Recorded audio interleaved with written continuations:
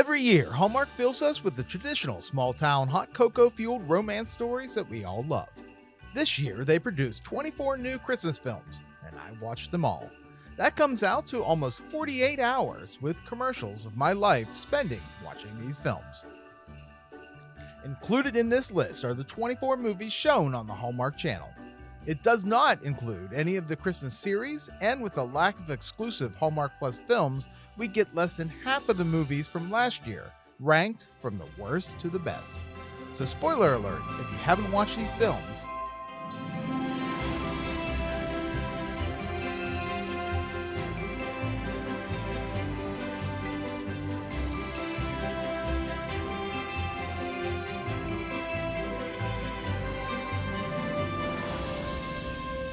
they all end with a kiss at the end. Number 24. A Christmas Angel Match. Christmas Angels Monica, played by Megan Ory, and Michael, played by Benjamin Ayres, are tasked with bringing destined soulmates together before Christmas. When the Christmas Connection department faces downsizing, the two are paired for the first time. Monica, a by-the-book traditionalist angel, clashes with Michael, a free-spirited angel who delights in earthly pleasures like hot chocolate and holiday dancing. I hope nobody ever questions my commitment to this channel. I take my Hallmark viewing very seriously. I first watched this movie when it premiered in October, jotted down my initial thoughts, and planned to write my review a few weeks later. When I went back to my notes, I realized I was completely confused, so I watched it again, hoping a second viewing would make things clearer. Didn't picture you as a star breather. Really? Why? Because I like tender heart movies? It did not. This movie is a mess, and frankly, it makes very little sense. Most of my notes were questions. Why are humans no longer connecting with each other? Is it really just social media? Why are they attempting to match this doofus with her? Who is downsizing heaven? And if it's God, why is heaven treated like a corporation? I noticed parallels of Ghost of Christmas Always, where the ghost of Christmas Present is given a second chance of love. But here, angels finding romance in heaven feels unnecessary and distracting. It might have worked far better if the focus remained solely on helping the earthly couple find love, rather than turning the celestial helpers into a romantic subplot. Yes. Wait, what's going on here? You're doing a cute puppy pairing? Yes, it is a tried and true method of creating a deep soul connection. The movie did earn a few chuckles, poking fun at some of the Hallmark tropes, but after a second viewing, it's clear this is the weakest Hallmark Christmas movie this year. Job well done. 23. Melt My Heart for Christmas. Laura Vandervoort, who plays Holly James, or you may also know her simply as Vare. There literally flew off the shelves. So you know this artist, Vare? There. Vare, their real name. One final There piece. Vare? I heard Vare will be there. Does anyone know that I'm Vare? I'm Vare because Vare is... But if she finds out that I'm Vare, then no one can find out that I'm Vare. Vare. There. Vare's work. There. But Vare and I are friends, and Vare. Artist named Vare. Restock for Vare. She's literally blowing up on social media, which makes me so proud. Vare's piece. This Vare artist. It's for Vare. Vare debuted the next. Is this the restock for Vare? Promised we have another restock of Vare's. Vare. Is it true I'm sorry, what? that you're her?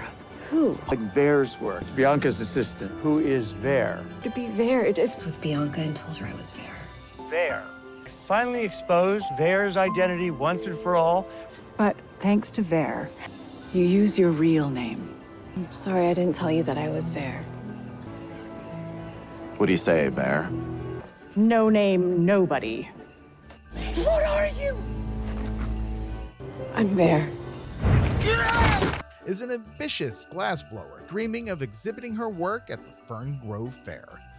She's repeatedly rejected by the event organizer Jack Dubois until he gives her a chance to assist legendary artist Bianca Boheme. Holly secretly submits her own pieces under her pseudonym, where her work becomes an unexpected hit. Fern Grove Fair, I give you our first sold-out artist, There. threatening tradition and complicating her growing connection with Jack. The drama. Oh, the drama of a Christmas market is a bit much. Most art markets are happy to take anyone who can afford a table fee. While there may be some approval process for legitimacy, it's hard to believe that a renowned artist like Bianca Boheme would bother with a small-town market at all. I've seen this movie compared to Devil Wears Prada. I've never watched it, but I understand the premise. I'm not convinced the world of glassblowing carries the same prestige as high fashion, though maybe I'm underestimating it. That said, though, the film's strongest element is its look at the highs and lows of an artist's career. I can't believe I let the fear, the bad review, make me doubt myself. Exploring why artists create and the risks that they take to move forward.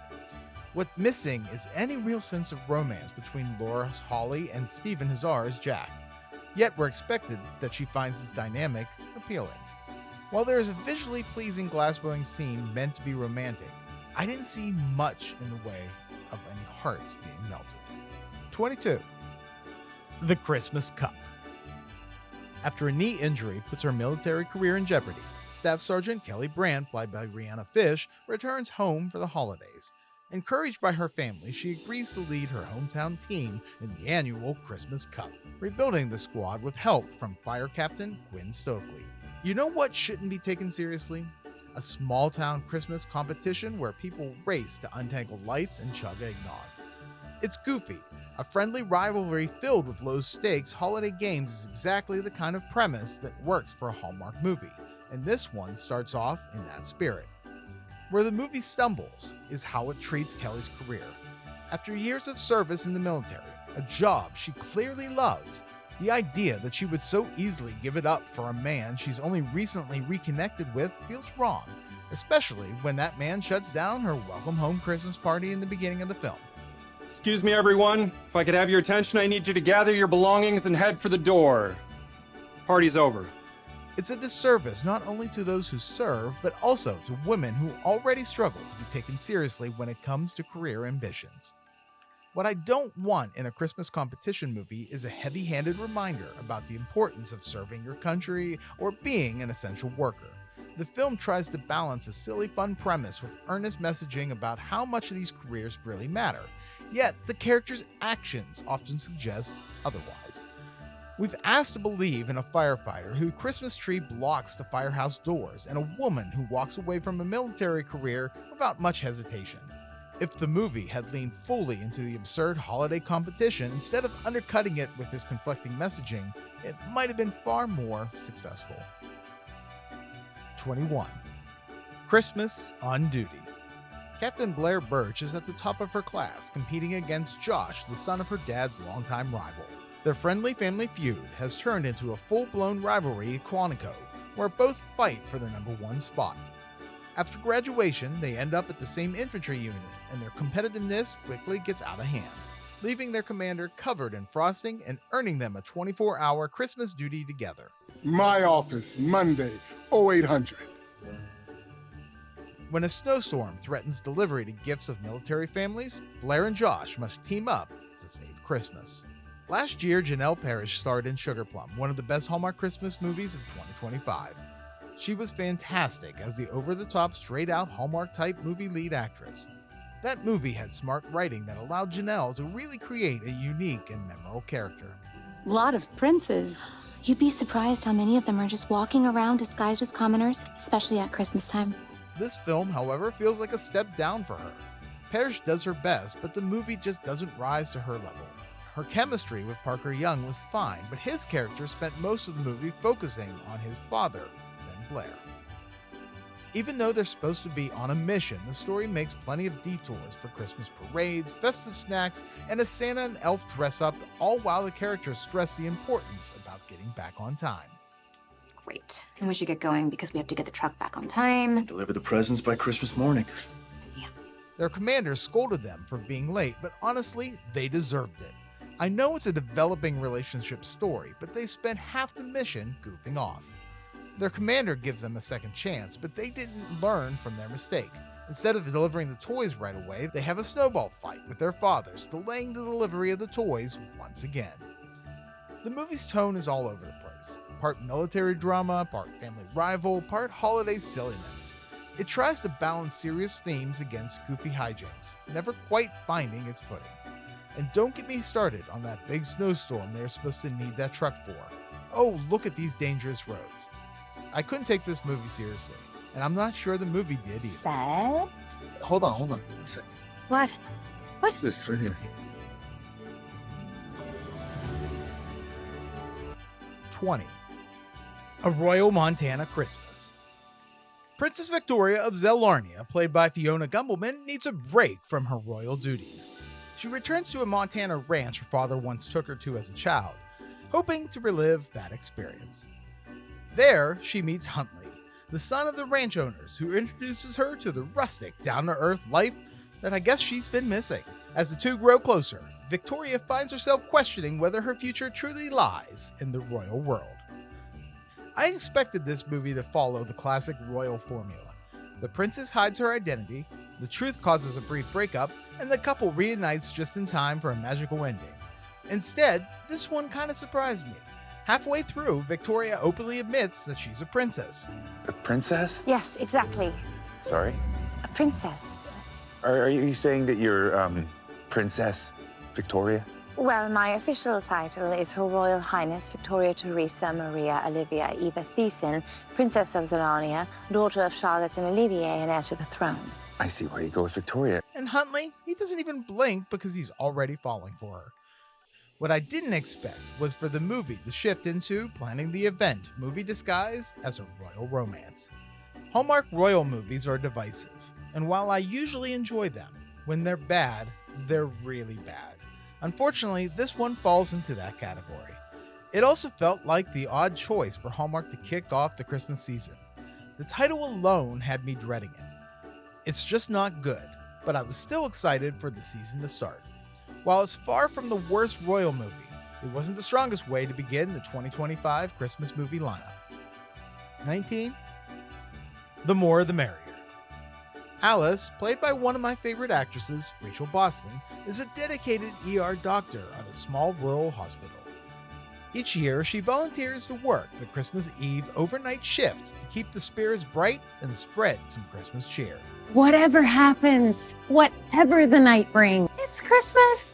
We got this. When a snowstorm traps everybody inside, Alice and newly hired cardiologist Brian, played by Brendan Penny, are thrust into a surprise baby boom as multiple women go into labor. As mentioned, Rachel Boston is one of my favorites, but honestly, this movie was not a great film for her.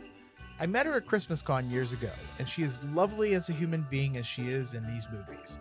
Maybe a bit too sweet for an ER doctor. Brendan Penny, though, was the best part of this movie. His struggle to talk to kids seemed more natural. But sadly, the hospital environment is not a location where I want to see relationship begin or celebrate Christmas. The chemistry just wasn't there to deserve a big kiss at the end. I am impressed with the small town's hospital. Not only do the doctors take care of your health issues, but they keep your kids company, they work with the cooks, and they fix the generators when they go out. Dr. Rogers, the generator in maternity still isn't working. We should get some blankets up there. I'll take a look.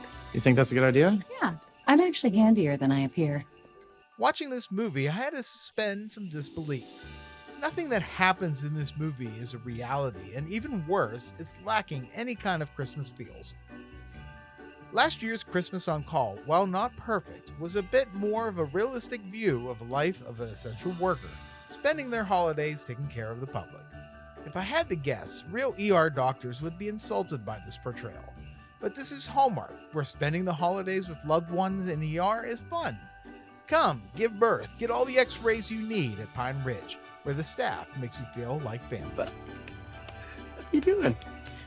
Okay. Good. Yeah, you look. 18. Christmas at the Catnip Cafe. Olivia, a marketing executive, is close to buying her dream condo when she inherits half of a cat cafe in upstate New York, just in time for Christmas.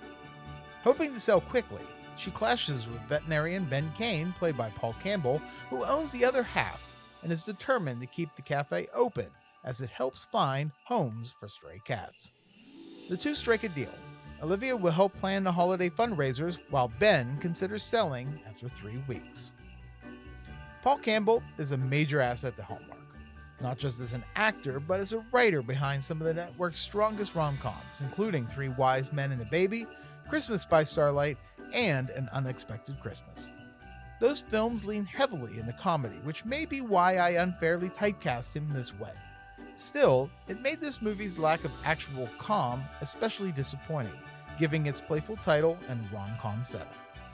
Erin Cahill's Olivia comes across as deeply unlikable, largely due to the situation the writers place her in. The premise, inheriting half of a struggling cat cafe that helps place homeless cats, could have been handled with much more care. Instead, Olivia is portrayed as someone willing to shut it down and displace the cats just to secure a condo down payment, which makes her difficult to root for. I struggle to find many positives here. Aside from the undeniably cute cats and a fun surprise cameo by Kimberly Sustad, reprising her 9 Lives of Christmas and 9 Kittens of Christmas role as Marley. I like cats. Me too. A lot. Yeah. I love them. Okay. Yeah. You should really think about adding a fireman to the whole thing. Fireman. Yeah. In the Cats love a man in a uniform. I have one at home. a cat. Fireman. The idea that Olivia's aunt would leave her the business in hopes she wouldn't immediately sell it feels misguided. It would have made far more sense to leave the cafe to Ben and give Olivia something else to sell. Frankly, the cats, us, and the audience deserve better. 17. An Alpine Holiday. A grandmother's final wish reunites estranged sisters Faith and Kelly, sending them to the French Alps for Christmas to recreate her first trip where she met her husband. As they navigate the challenges and magic of this unforgettable holiday journey, the sisters rediscover the importance of family, while romance unexpectedly blooms between Kelly and their French mountaineer guide, Frederick. Please don't accuse me of age shaming, but this movie lost me almost immediately. We're asked to believe that in 2002, Ashley Williams was a 10-year-old girl, and that simply just doesn't track. She's only a few years younger than I am.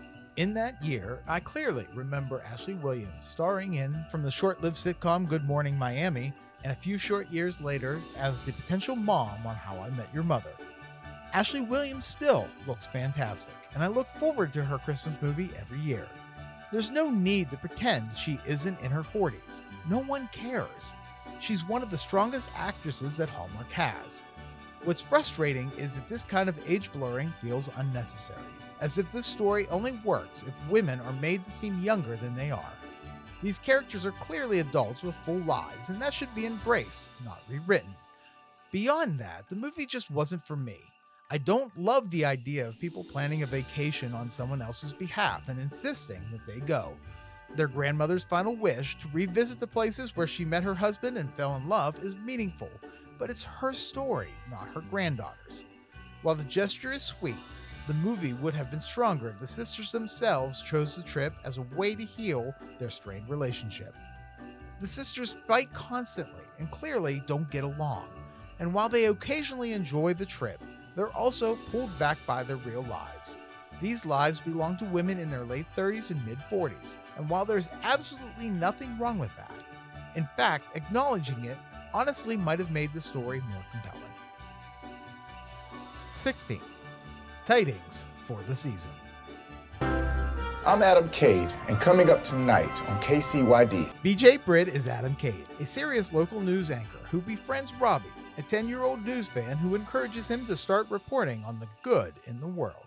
Adam begins to embrace feel-good holiday stories and is attracted to Robbie's hardworking single mom Lucy, played by Tamara Mowry Housley. These chairs aren't very comfy. Is that why you never smile? There's some irony in Robbie telling Adam to smile more, because truthfully, BJ Britt, despite playing a no-nonsense Christmas-adverse character, always looks genuinely happy. His natural warmth and great smile make it easy to believe his transition from hard news to hopeful stories. The overall story isn't particularly unique, leaning into familiar Hallmark tropes. A career opportunity threatens the relationship, feelings are derailed, and a choice must be made. Any plans about your future you want to share with everyone? No scoop here. Minneapolis is my home, and I feel like I am just getting started. Still, I enjoyed this one more than I expected, which might be why I don't have much to criticize. It lands somewhere in the middle of my rankings, but out of 24 movies, that's not that bad at all. What really makes this movie work is the chemistry between BJ Britt and Tamara Mallory Housley. At times, I wanted to tell them to just get a room. The only moment that made me question their compatibility was Adam's mission to convince Lucy to watch the news. Hardly the foundation for a future built on feel-good stories of their own. 15. She's making a list. Once decided solely by Santa and his elves, the Naughty or Nice list is now managed by the Naughty or Nice Group, a consulting firm that uses a foolproof formula to judge children around the world. Lacey Chabert is Isabel. Inspector jobs aren't for everyone. It's isolating, it's grueling, requires you to live a life of strict anonymity. After all, if kids knew exactly who we were, they'd have no reason to be themselves. One of the firm's top inspectors. She's assigned what she expects is an easy case, evaluating an 11-year-old troublemaker named Charlie Duncan. Things quickly become complicated when Isabel grows close to Charlie's widowed father, Jason, played by Andrew Walker, and begins to question the rigid rules behind her work, and whether she should trust the Naughty or Nice list at all. Well, it's just complicated. Charlie's behavior is naughty, but there's more to it than that. I mean, she's lost her mom, and I think a lot of this is just a girl acting out her grief. Ma'am, if the actions you've observed are objectively naughty, you should follow the procedure stipulated under Rule 5, Section 52. Lacey Chabert clearly seems eager to lean into the fun, comedic, magical Christmas movies. In recent years, she starred in 2 Haul Out the Holly films, including a Halloween-themed sequel, and Netflix Hot Frosty. She's a strong comedic performer, but when a movie centered on Santa and the North Pole doesn't have the budget to support the magic, the result can feel cheap rather than charming. I love unique takes on the North Pole, and Santa outsourcing the Naughty or Nice list to a consulting firm is genuinely a fun premise. Unfortunately, there's very little magic in this version of Santa's world, especially when Santa is operating out of a business park in Delaware. Or imagine being able to be magically whisked away to Delaware. Hi, I'm in Delaware. The movie should have been a home run. Pairing 2 Hallmark favorites like Lacey Chabert and Andrew Walker in a Christmas romance feels like a guaranteed win. Instead, the romance kind of takes a back seat to the mechanics of this Naughty or Nice list. The bright spot is Candace Compton, who delivers one of the best child performances I've seen in a long time. Sweetie, hey, I came as fast as I could. Not fast enough. I got a lot worse. Your fever is 105. I told you I'm dying. Yeah, we gotta get you to the hospital. Hospital? Isabel eventually realizes that Charlie is a good kid with valid reasons for her behavior. But did anyone else wonder why she feeds this dog?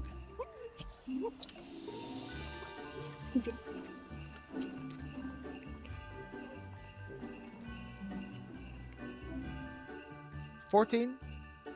Oi to the world. When a burst line forces Temple Beth AM to find a new place to celebrate Hanukkah, neighboring St. Joseph's Episcopal Church opens its doors. With the final night of Hanukkah and Christmas Eve falling on the same day, the congregations plan a joint service, requiring both youth choir directors Nikki Roberts, played by Brooke Dorsey, and Jake Cohen, played by Jake Epstein, to work together on a single music program and unite the communities. Many of my Jewish friends have told me that Hanukkah just doesn't carry the same weight as Christmas, but Hallmark has clearly made an effort to include the holiday, and that's a good thing. Unfortunately, Oi to the World feels like a step backward. The concept is strong, bringing 2 faith communities together is a meaningful message. However, the execution feels far more into Christmas than the Jewish faith, which undercuts the promise of an authentic representation. Where the movie succeeds is in the final song. To the world. It's original and genuinely fantastic. The light in me brings out your glow. I hope you know. Brooke D'Orsay's character, still dealing with the trauma of her voice cracking, avoids performing publicly, especially in front of the kids. Jake's character, who plays in a band, continues to perform and ultimately writes the closing song. Yet both are placed in charge of youth choirs only to sideline the kids and take the lead vocals for themselves. It's a strange choice that makes you question why the children were included at all. I always look forward to Hallmark's annual Hanukkah movie, as several have been among the network's strongest offerings. Last year's Round and Round was ironically one of the best Christmas movies of the season. Sadly, Oi to the World doesn't reach that level. I didn't dislike it, and Brooke D'Orsay and Jake Epstein have some of the best chemistry I've seen in these films, but the romance alone wasn't enough to rank it any higher. 13. The Snow Must Go On. Nearly a decade after his last Broadway role, struggling actor Isaiah Hayward returns to upstate New York to spend the holidays with his sister and niece. While there, he begins reassessing his stalled career after stepping in to direct his niece's high school Christmas musical, encouraged by guidance counselor Lily Ann, played by Heather Hemmings. You know, you really should be more prepared. You know what? Maybe this was a mistake. This is way more work than I... That is Cindy Santos. Complications arise when Isaiah learns that a powerful Broadway producer's daughter is in the cast, prompting him to put himself in the lead, while also unexpectedly finding romance with Lily Ann. I'm honestly conflicted about why I enjoyed this movie. Isaiah, played by Corey Cott, is largely unlikable for most of the runtime. Why has our director cast himself as Randolph in the lead role? I thought She thought that it would be beneficial for young performers like ourselves to watch and learn how a professional prepares.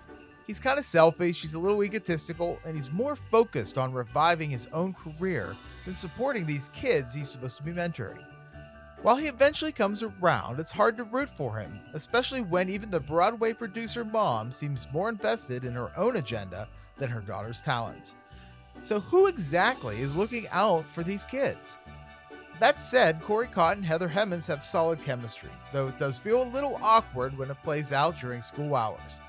That onstage dance scene is cute, but maybe save it for off-campus. The Snow Must Go On ultimately feels like a holiday remix of School of Rock. The difference is that Jack Black's character starts off selfish, but quickly learns to love championing the kids, while Isaiah clings to his ego until the very last minute. Had the film focused more on the students and actually shown us the full final performance, this one might have ranked higher for me. 12. A Sweet Holiday Romance. Writer Sabrina Post is hired to ghostwrite the memoir of famed art dealer Grayson Westcott and is given a luxurious hotel suite to work in, one inspired by her favorite children's book series Cordelia, written by Hazel Hawley. Thank you. Yes, I'll do my best. I'm gonna have to call you back. Excuse me. Why are you eating my sandwich? While staying at the hotel, Sabrina meets Ian Turner, a charming British visitor she mistakenly believes is royalty. If that sounds like a lot, it is, and the summary doesn't even cover everything this movie tries to juggle. It's a mistaken identity romance, a love-lost story, a royal drama, all rolled into one. The result is an overly complicated plot for something that should be simple, cozy holiday romance in a hotel. Although Jesse Schramm's Sabrina is supposedly hired to write Grayson's memoir, she spends most of the film listening to stories about his past, particularly his time as a hotel butler serving author Hazel Hawley while she wrote a Cordelia book.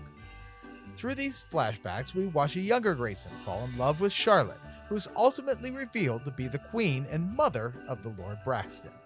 Meanwhile, Sabrina assumes Ian is secretly Lord Braxton himself and ends things with him when she discovers the truth. If he's Lord Braxton, that makes you... Sabrina, this has been a terrible misunderstanding. I'm so sorry. Now, evening. I like this movie a lot, but it's weighted down by so many storylines. Misconnection, and not surprisingly, little actual writing by Sabrina. The framing device of Cordelia, a girl living in a hotel reminiscent of Eloise at the Plaza, feels especially unnecessary and only adds to the film's bloated storylines, rather than enhancing the story. That said, this is probably Jesse Schramm's best Hallmark film. And while I had issues with the amount of plots this movie takes on, it delivered. 11. Holiday Touchdown, A Bill's Love Story. For decades, the Quinns and the DeLucas have been neighbors and loyal members of the Bills Mafia. Growing up next door, Morgan Quinn and Gabe DeLuca have been lifelong friends, with Gabe having a secret crush on the girl next door. I was just quiet because I was thinking about Christmas and how much I love Christmas. Yeah. No, okay then. When Morgan discovers that her Uncle Tommy has been receiving anonymous Christmas gifts since his time in the Vietnam War, she and Gabe team up to uncover the benefactor.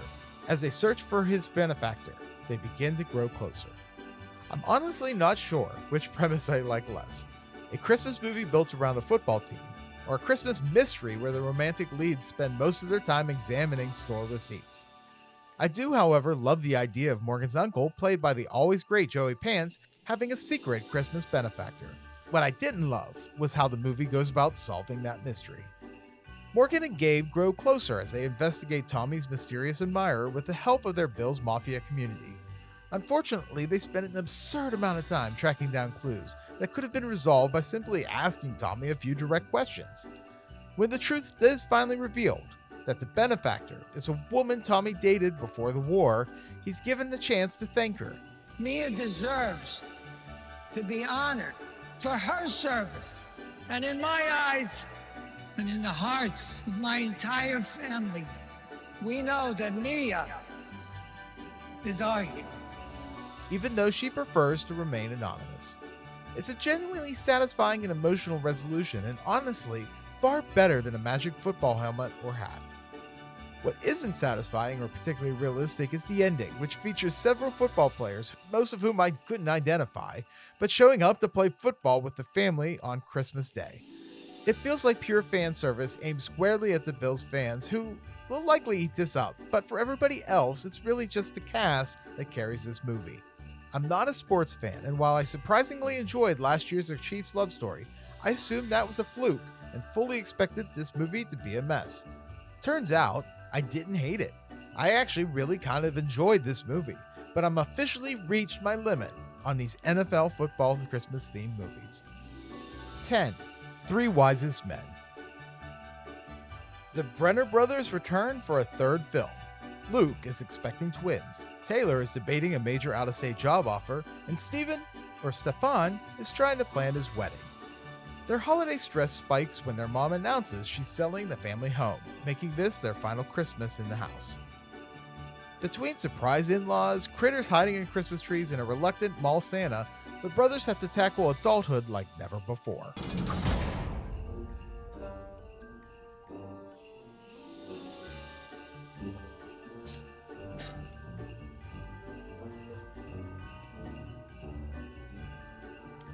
Fan service has become a major trend in this industry, with movies and shows relying on callbacks and returning characters to boost ratings.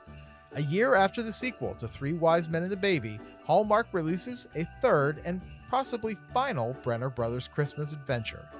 Andrew Walker, Paul Campbell, and Tyler Hine, and along with Kimberly Sustad, all return, and while it's fun to see them again, the movie feels more like fan service than a story that truly needed to be told. I enjoyed the film. It's fun, but it's unnecessary, and it also feels like it was rushed into production to capitalize on the massive fandom surrounding Hines, Walker, and Gamble. I don't blame Hallmark. Cable ratings keep dropping, and familiar stars help keep viewers tuned in. The trio clearly enjoy working together, and bringing on Russell Hainline to write the sequels was a smart move. He knows how to craft a story that just isn't a cookie-cutter Hallmark film. I also appreciate that the women return for this film, but dropping the "and a baby/boy" from the title signals the real problem. Thomas is no longer central to this plot. He's pushed into a minor subplot among many, leaving the movie without a strong main storyline, just a collection of plot points that need. 9. A Newport Christmas. In 1905, charitable socialite Ella Mason dreams of starting a charity to help others. When she learns that her father plans to marry her off to a stranger at the upcoming Christmas Eve ball, she takes a nighttime sail to clear her head. After wishing on a passing comet, Ella suddenly finds herself in 2025, with Nick Brown in his and her boat. I just see you on my boat. It's my boat. How am I a stowaway? This is my boat. Your boat. I just see you on my boat. What are you wearing? It's my boat! It's my boat! Ella adjusts to the modern world and begins to fall for Nick, but the longer she stays, the more she risks erasing her legacy. Portrait is blank, her plaque is gone, and now her biography is just scrap paper. I love having her here, but I also know she has to go back. Time travel is nothing new for a Hallmark Christmas movie. We've seen characters transported through time by horse-drawn carriages, taxicabs, and even an hourglass. But strangely, A Newport Christmas marks the second time a comet is the cause. I wish to fall in love. For someone to fall in love with me. For me.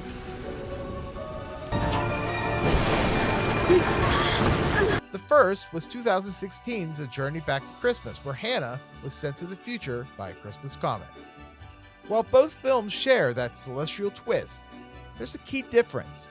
CCB's Hannah ultimately returned to her husband in the past, while in A Newport Christmas, Nick Brown travels back in time to be with Ella. It's an idea borrowed from A Biltmore Christmas. Blend in a few Back to the Future time travel rules, and the result is a familiar, yet really enjoyable holiday romance. 8. A Grand Ole Opry Christmas. Gentry Wade, daughter of late country star Jet Wade, walked away from music 30 years ago. When the Grand Ole Opry invites Gentry to honor her father at its Christmas centennial, she reluctantly returns, only to be magically transported back to 1995 while sitting in the Opry's pews. Joined by her lifelong friend Mac, played by Christopher Palaha, Gentry gets unexpected time with her father, finds inspiration to finish the song she started as a teen, and uncovers the long-awaited answers about his life and legacy. Your daddy, is he a good daddy? The best. I hope my daughter one day thinks of me that way. She will. Before I get into my thoughts on this movie, I should say up front that I am not a country fan. It's just a personal preference, but it definitely made it harder to fully enjoy certain parts of this film. I know the Grand Ole Opry, and of course, I know who Brad Paisley is, but none of that really holds any special place in my heart. It also took Hallmark far too long to finally pair Nikki DeLoach and Christopher Palaha. They're both excellent, and I wish we had more scenes with them together. Instead, most of the story follows Nikki's character Gentry, traveling back in time to see her late father. If there's one thing that Nikki DeLoach absolutely nails in all her Christmas movies, it's mourning a dead relative. And these scenes work well, even if Christopher feels mostly along for the ride.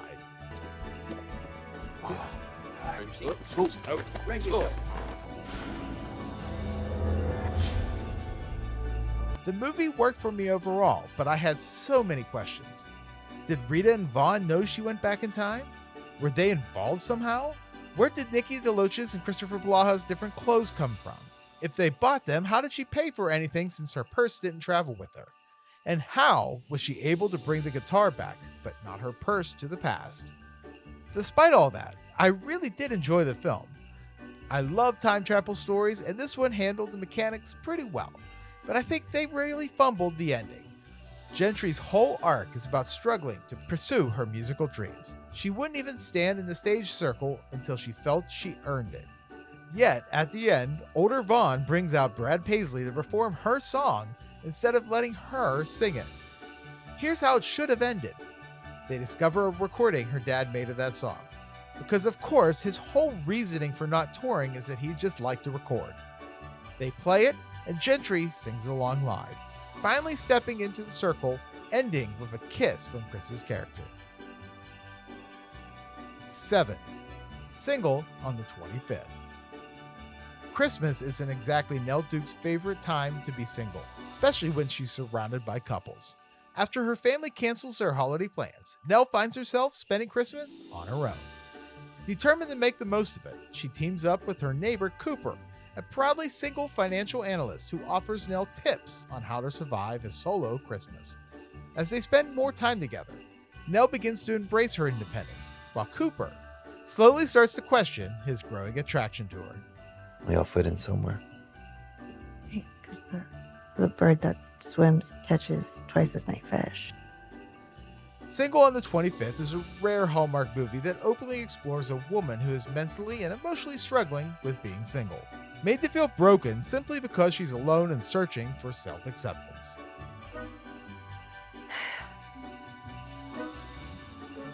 Nell lives in a Hallmark world that treats singleness as a problem to be solved. Her friends and family pity her. She participates in a single support group, and she's constantly reminded of her friends who have found the love of their lives, often showcased on Christmas cards and social media posts. Her neighbor Cooper becomes her Yoda-like guide, instructing her in the ways of being single. First rule of the Solo Supper Club, don't stare at the couples. Second, don't get your phone. That's the second rule, no staring at your phone. And third, just relax. Try not. Do. Or do not. There is no try. Doing things together while carefully maintaining emotional and romantic distance. It's a unique and unexpected storytelling approach, but one that also feels frustrating at times. I understand not wanting to be alone at Christmas, but I'm not sure I fully identify with the idea that being single during the holidays is inherently a problem. Both Nell and Cooper are single, which makes it difficult to believe Cooper wouldn't immediately recognize his feelings for his attractive, single next-door neighbor. While Cooper eventually comes around, it's hard to fully buy how long it takes him to finally wake up. Hey, there's a pretty girl that lives next door, and she doesn't have a boyfriend. Maybe I should go and see if she's interesting to date. There. That's the ending. 6. We met in December. During an unexpected mid-December layover, Annie and Dave share a magical night in a beautifully decorated hotel, trading dreams, wisdom, and that one perfect kiss.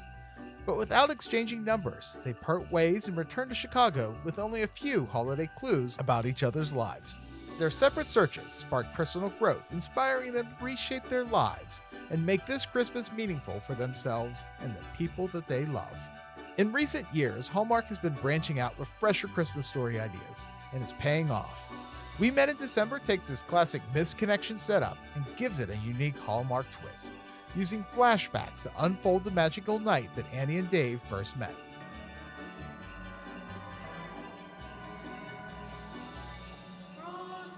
Autumn Reeser and Neil Mater have such effortless chemistry that you almost question why their characters didn't spend the whole night together. But this is Hallmark, not real life. You just have to accept that somehow they didn't exchange numbers before Dave stepped onto that elevator. What he does manage, though, is realizing he has to kiss Annie, resulting in the best Hallmark kiss of the entire year. The film spends a fair amount of time showing both leads moping to their families about their lost connection, but it works because we know that a reunion is coming. My biggest issue is with how they finally reconnect. After a failed attempt to find Annie at the Christmas market, Dave walks into a church and ends up just sitting right behind her. When the congregation turns to greet one another, Annie suddenly discovers Dave. It's sweet, but it's kind of subdued. I was hoping for a more grander, more cinematic moment. Annie's radio message sets up the perfect opportunity for a big Christmas tree reunion with lights, music, and giving us another memorable kiss. 5. Christmas Above the Clouds. When ruthless workaholic CEO Ella Neeser takes flight to Australia, she finds herself on a flight of redemption. Visited by the spirits of past, present, and future, she's Christmas caroled into confronting her life choices, including a reunion with her ex-fiancé Jake, played by Tyler Hines. I've seen countless interpretations of A Christmas Carol over the years, but this is the first one set entirely on an airplane. And honestly, is a refreshing, fun twist on a story that's been retold hundreds of times. Hallmark has reimagined Dickens before, but this is easily their best take.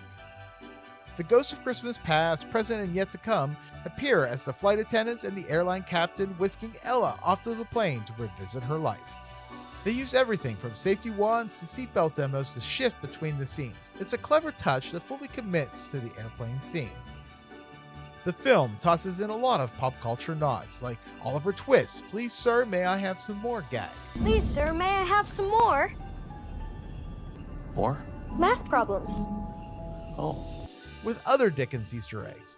It is the best of times. It's the worst of times. a Christmas charades moment confirming Batman Returns is indeed a Christmas movie. On ice. Time's up. Batman Returns. Obviously. Wasn't it supposed to be a Christmas movie? It is a Christmas movie. And my favorite, that It's a Wonderful Life callback, when Ella ends up as an old maid librarian. He's a lonely librarian? Like Donna Reed? No. No, this is too awful. Take me somewhere else. Anywhere but here. Though the movie belongs to Aaron and Tyler, the supporting cast deserves credit. Emily Tennant, who headlined her own Hallmark film, is fantastic as Bobby Cratchit. Her character is stuck working through Christmas, missing time with her son Tim, who's sick and unexpectedly dressed like he wandered in from the 1920s, hat and all. Today. God bless us, everyone. 4. A make or break holiday. After meeting and quickly building a relationship just a year ago, Liv and Daniel take a major leap by purchasing a house together and agreeing to host both of their families for Christmas for the first time. Before anyone arrives, the couple realizes the relationship isn't as solid as they thought and decides to either take a break or break up entirely. Sharing that truth, however, would completely derail the holiday, so they push forward with their original plans and pretend to be a happy couple while everyone is under one roof. As they navigate chaotic family dynamics and work together to pull off a memorable Christmas, Liv and Daniel begin to rediscover what brought them together in the first place, and may find that they don't have to keep pretending after all. Hallmark clearly tried to break new ground with this movie. Not only is this romance established within the first 5 minutes, but we also get an unmarried couple buying a house together, something you usually don't see in the Hallmark universe. Personally, I wouldn't recommend buying a house before attempting to live together, but Hallmark makes sure we know that Daniel bought the house, but actually hasn't moved in yet, which feels like their way of saying, relax, it's still Hallmark. The house. What are you talking about? Everything's going great with the house. What do you mean? You don't even live here. I love a good chaotic family Christmas movie, and while I wasn't a huge fan of Liv's parents... Did you get the figgy pudding? Sorry? The figgy pudding? Surely you found one on your 4-hour tour. Oh, honestly, we really should just hosted Christmas ourselves. They're not ready for it. Her grandmother, and especially Daniel's Olsen twins detective sister... I didn't watch The Adventures of Mary Kate and Ashley, Case of Thorn Mansion every day at the age of 7 for nothing. I know what something's up. I'm gonna get to the bottom of it. It is not that complicated. Seriously, do I have to be Mary Kate and Ashley? I don't know who those people are, Kim. Adds a lot of fun to this spin on a fake relationship trope. Are Liv and Daniel technically on a break or fully broken up? Well, that depends entirely on whether you side with Ross or Rachel. A break is a breakup. Not according to Rachel on Friends. What is according to Ross on Friends? You're on Ross's side in Friends? Now for some life advice. If you order a steak at dinner, do not, under any circumstances, leave the table to go dancing the moment it arrives. Eat the steak. This scene was easily the low point of the film, and not because of the steak, because suddenly it turns into a full-blown Mr. Christmas commercial. You won it. Put it down. Who do you think you are, Mr. Christmas? Craig, the 2025 winner of Mr. Christmas, played Liv's brother, with Jonathan Bennett popping in to crown him. Now, I understand why Hallmark includes moments like this, but it ultimately detracts from the story more than it adds to it.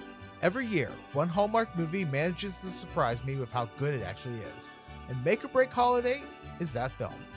Packed with pop culture references and led by a charming pair in Hunter King and Evan Roderick, the film sticks the landing with a strong proposal scene that honestly makes me feel a lot better about buying a house together in the first place. Your future together. Ta-da! It's Christmas themed. What do you think? Wow.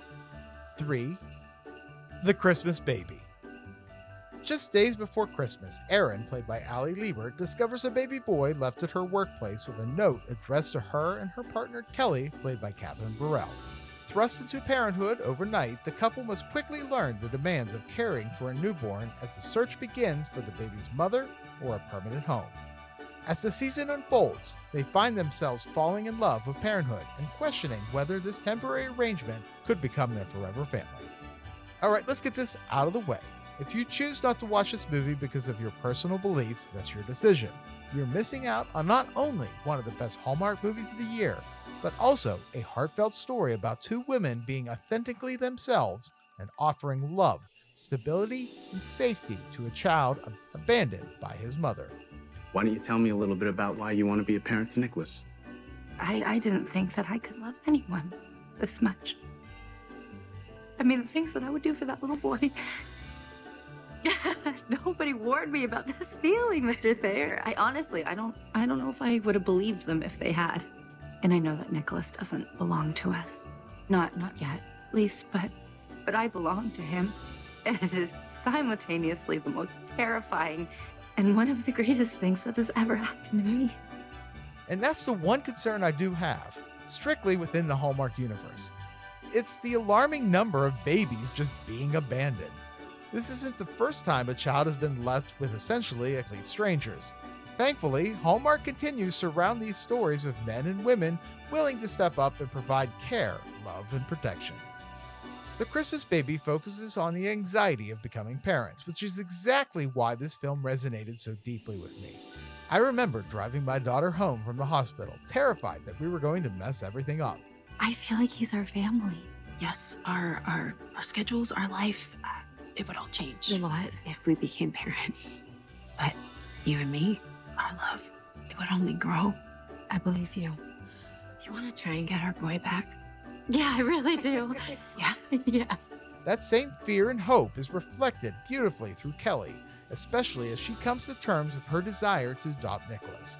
The question isn't about their same-sex relationship, because really, that doesn't matter, but whether they can meet the requirements and emotional challenges of adoption.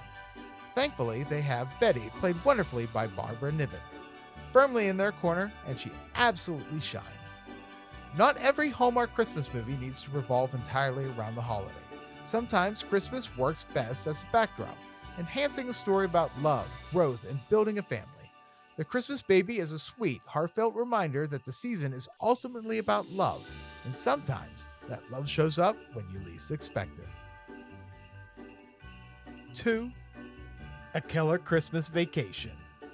It's been years since the Keller family has gone on a vacation together. But parents Anne and Ben invite their 3 adult children, Cal, Dylan, and Emery, to travel on a river cruise down the Danube. What the parents don't know is that each of their children is dealing with life struggles as they explore the European Christmas markets. Before I even got into how this movie will absolutely make you cry, I have to praise the casting. The brotherly barrage begins. Look at little Okay, that's enough. Eden Sher, who I adored as Sue Heck on The Middle for 9 seasons, needs to be in more Hallmark movies.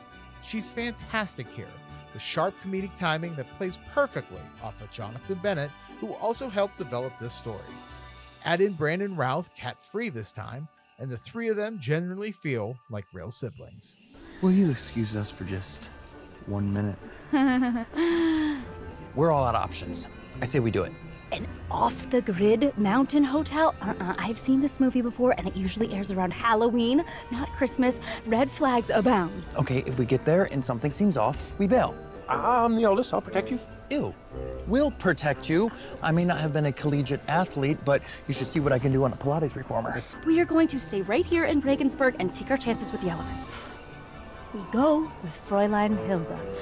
Let's hope she also believes that the hills are alive and not the alternative. I expected to enjoy this movie, but I was genuinely surprised by how much I loved it. Beyond the incredible chemistry, the story itself is solid.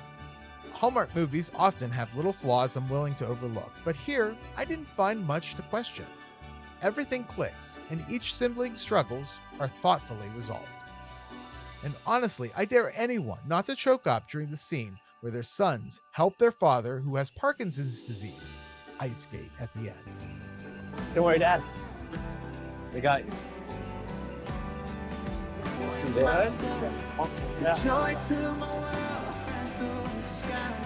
No man let Christmas bring. 1. Merry Christmas, Ted Cooper.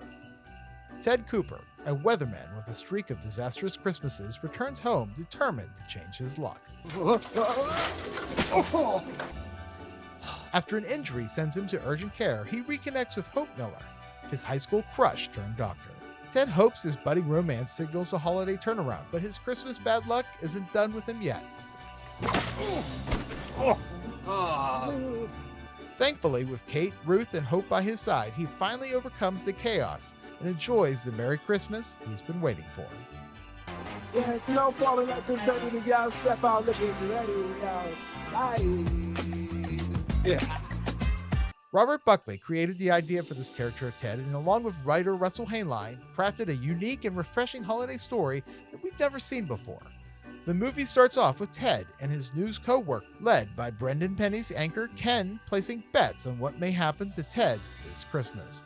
This includes being impaled by a reindeer antler, something I was actually waiting for to happen. However, the big money is on kissing a girl on campus. They gave me odds at 10,001. I'm rich. I'm gonna have to sell my boat.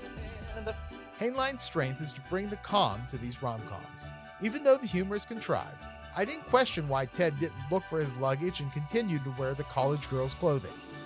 He allowed the older women to dress him in retro tracksuits, or why he didn't send back the burger with mayo.